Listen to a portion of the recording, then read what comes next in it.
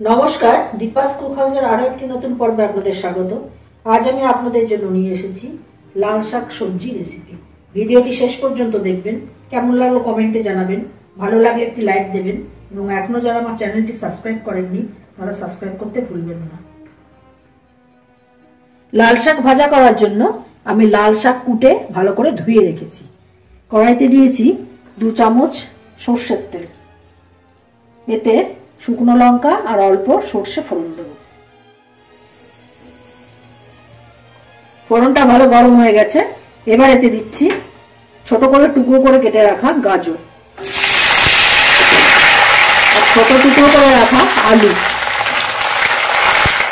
আলু আর গাজরটা ভাজা ভাজা হয়ে গেছে, এতে দিচ্ছি লাল শাক।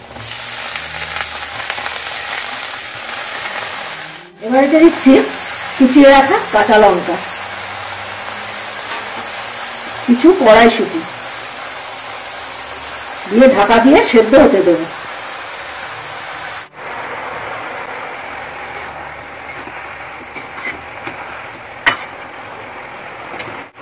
সবজিগুলো সব সেদ্ধ হয়ে গেছে, এতে দিচ্ছি নুন আর হলুদ আর অল্প পোস্তর দানা। এবার ঢাকা দিয়ে কিছুক্ষণ হতে দেব।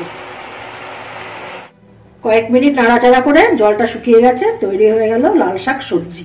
ভিডিওটি শেষ অবধি আমার সাথে থাকার জন্য ধন্যবাদ। আপনারা ভালো থাকবেন, সুস্থ থাকবেন এবং দেখতে থাকবেন দীপাস কুক হাউস।